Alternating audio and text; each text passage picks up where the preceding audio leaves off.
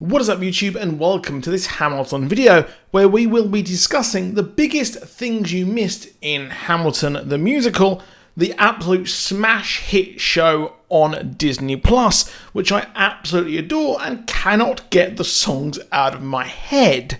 Now, if you're new to the channel, please do consider dropping a like down below if you enjoyed the video, and do consider subscribing with notifications on so you never miss a video.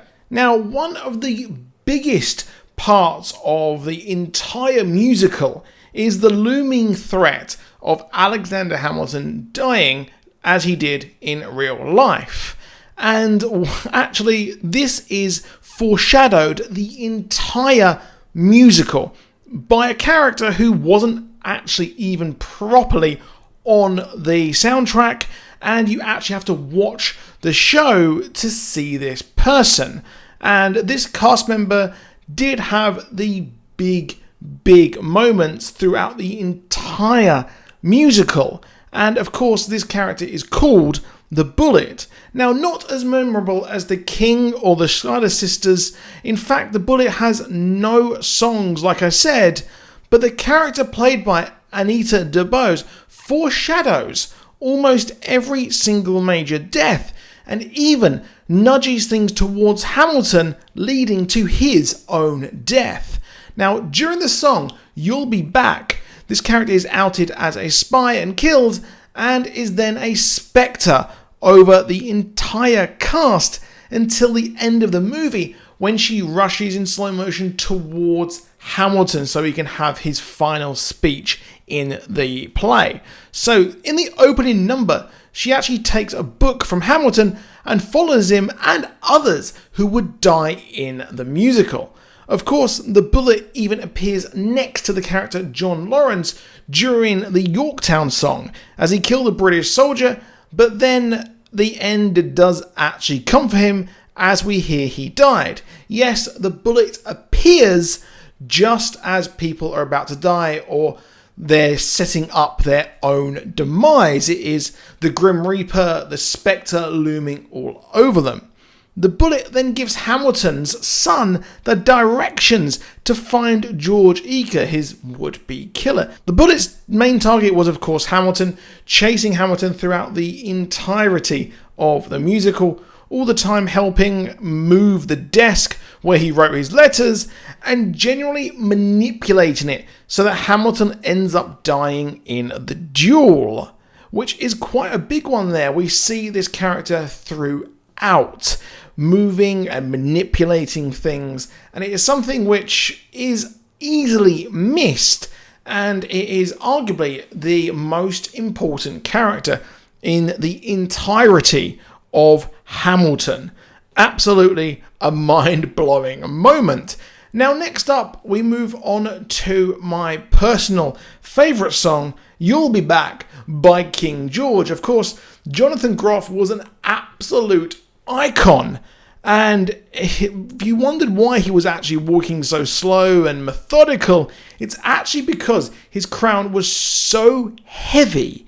That's why he had to walk so slow and with purpose. Of course, there is that idea that he is a prim and proper king, but the actual whole crown was so stupidly heavy, that's why he had such trouble walking there. However, the most memed part of the entire musical is the enunciation and spit, which is much like where Joey had that wartime movie in Friends, where he was absolutely being spat on there by his co-star in the show.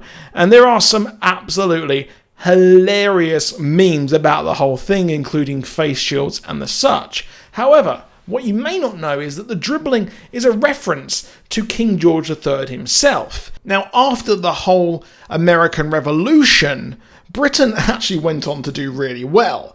The whole empire just boomed from then on, which you wouldn't guess that, would you? It wouldn't be until World War I that Britain's whole empire actually started to decline and pretty much was non-existent after World War II. However, King George III later went on to turn mad. This is quite a famous thing with the madness of King George. It's even has its own movie adaptation. And later in life, his son George IV, well, the future George IV, took over the reins as Prince Regent, ushering in the Regency period of Britain, an absolute era of excess, complete and utter excess.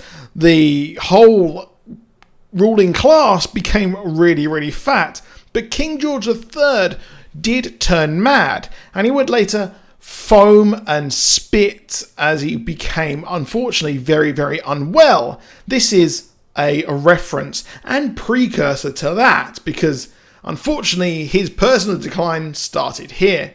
The musical also referenced many other musicals, but the most significant is when Washington at one point says that he is the model of a modern major general. The model of a modern major general, which is of course a reference to the absolute classic musical The Pirates of Penzance. So that's a really interesting one there.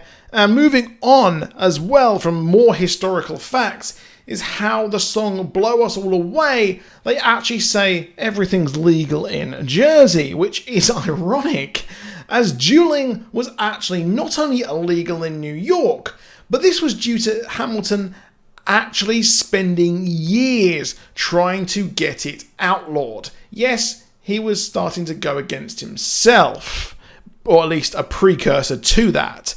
There are so many references, as well as the rapping style and things like that, with George Washington rapping like the rapper Common and many other references. I might do another video on some of those references, as well, as you loved my ending explain video so much, which you can check out on my channel.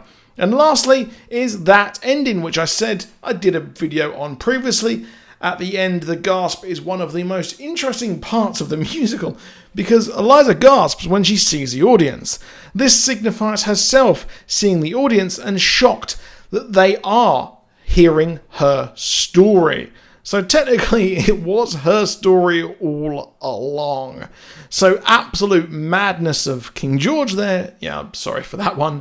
But so let me know in the comments what you noticed, what did I miss. I want to hear what you think, and I might make another video based on that. But if you enjoyed the video, please do consider dropping a like down below, and please do subscribe with notifications on, and I'll see you soon, and goodbye.